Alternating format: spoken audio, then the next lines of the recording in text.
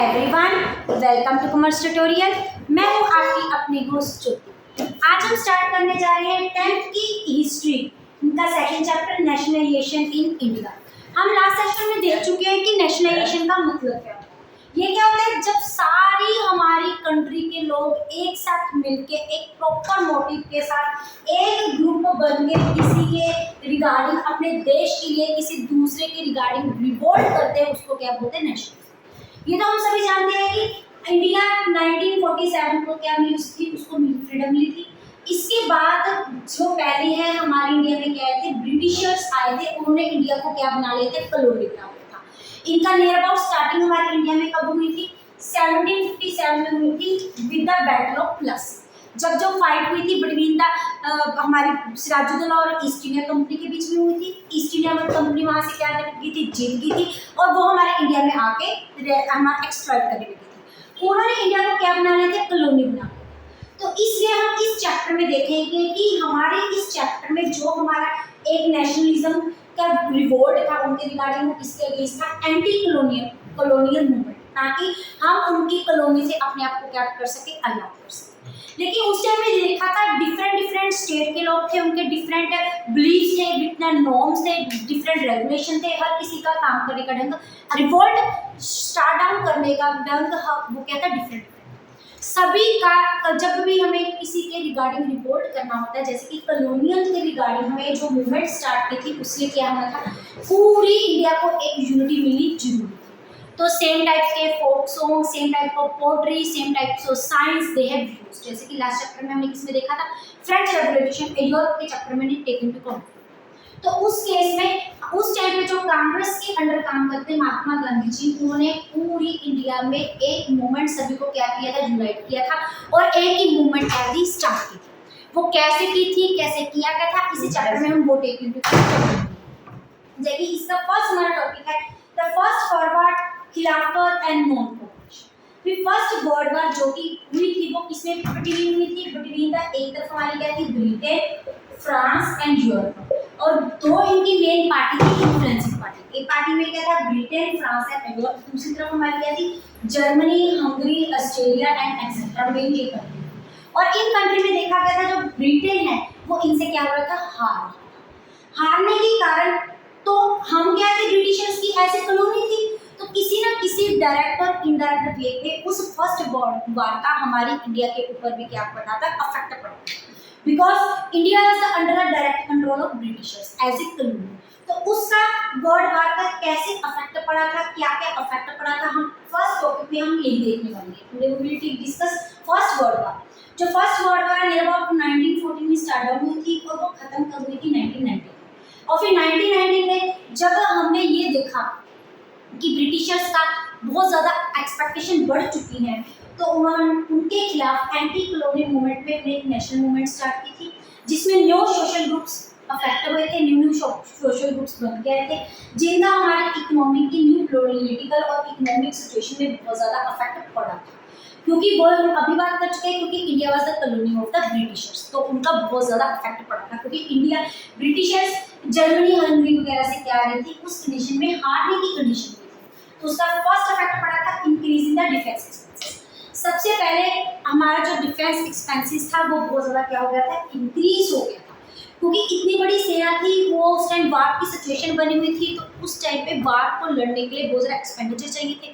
क्योंकि हथियार, उनके लिए हथियार, गन्स, गन स्टील्स, स्वॉर्ड्स, बहुत कुछ चाहिए। इसलिए उनका क्या था?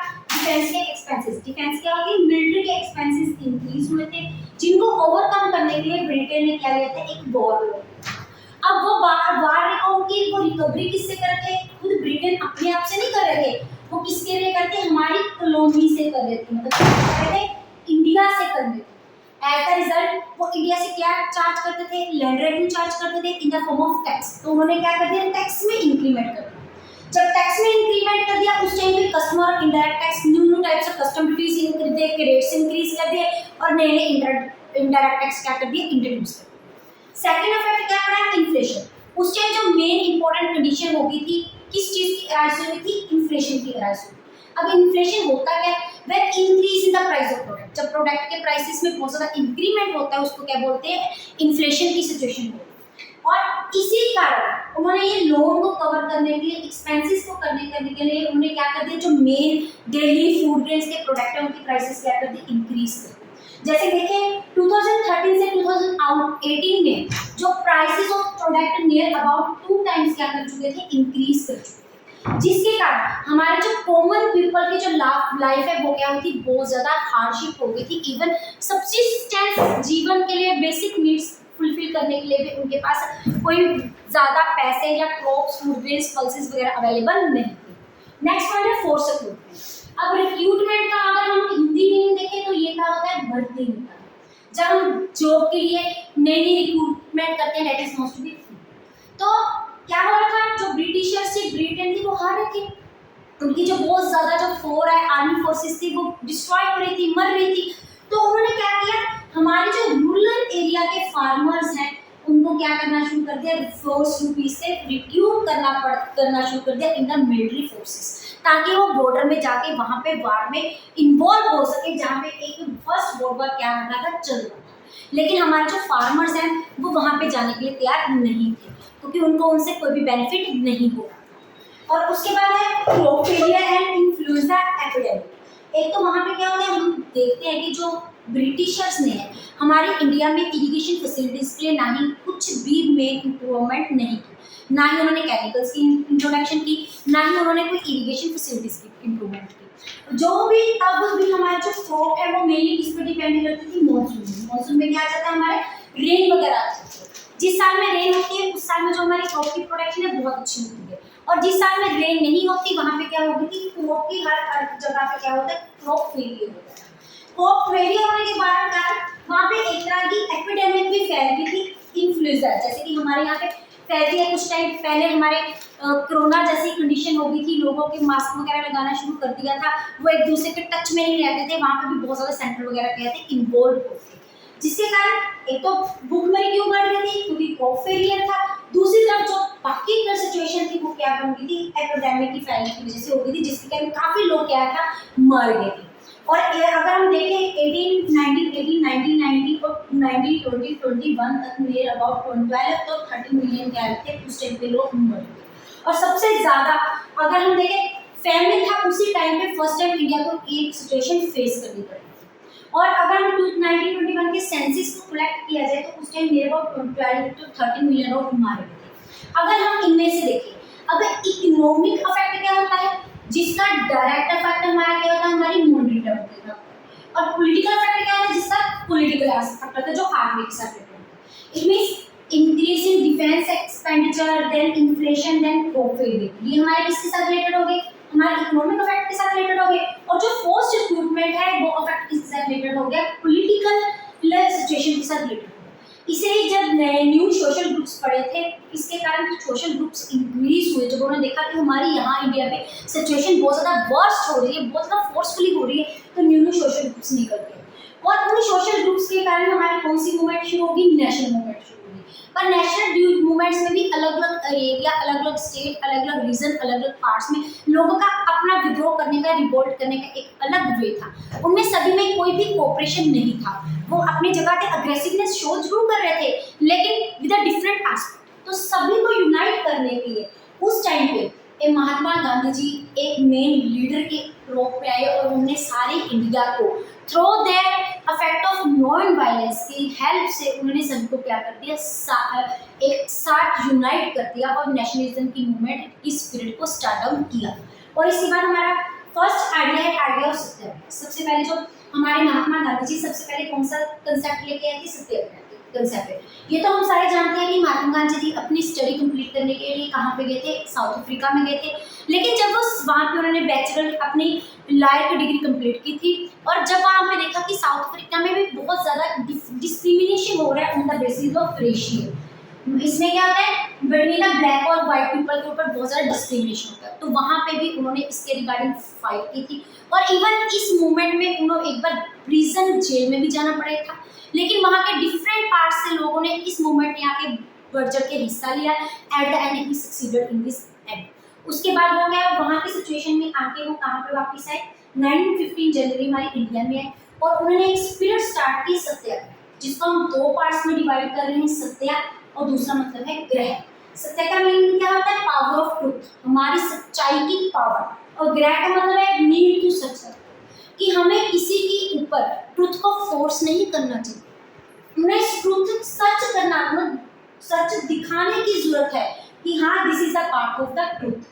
और उन्होंने क्या किया, और ये जो हमारा सत्याग्रह का बेसिस है, ये कुछ एम से भी बेसिस था, इसकी कुछ आइडियोलॉजी थी। वो आइडियोलॉजी क्या थी कि हमें ट्रुथ को फाइंड आउट करना है, देखना है कि क्या जो हम कर रहे हैं वो ट्रू है कि नहीं, ये ट्रू कॉज है ना, कि जो कुछ हो रहा है वो हम इसमें सही है ना, क्या ट्रुथ है, कि क्यों है, और हमें इनजस्टिस के अकॉर्डिंग क्या करना है, स्ट्रगल करना है। लेकिन अगर हम इनजस्टिस के अगेंस्ट स्ट्रगल करेंगे तो हमें कोई भी फिजिकल फोर्स यूज नहीं करना, क्योंकि फिजिकल फोर्स करने से हम बात तो मनवा सकते हैं लेकिन हम अपनी चीज को प्रूफ नहीं कर सकते। अगर हमें पता है कि हम सच्चे हैं तो हमें कोई भी अग्रेसिवनेस शो करने की जरूरत नहीं है, कोई भी नॉन वायलेंस का रास्ता अपनाने की जरूरत नहीं है, और ना ही किसी ऊपर हमारा सच जो है फोर्स करने की जरूरत है।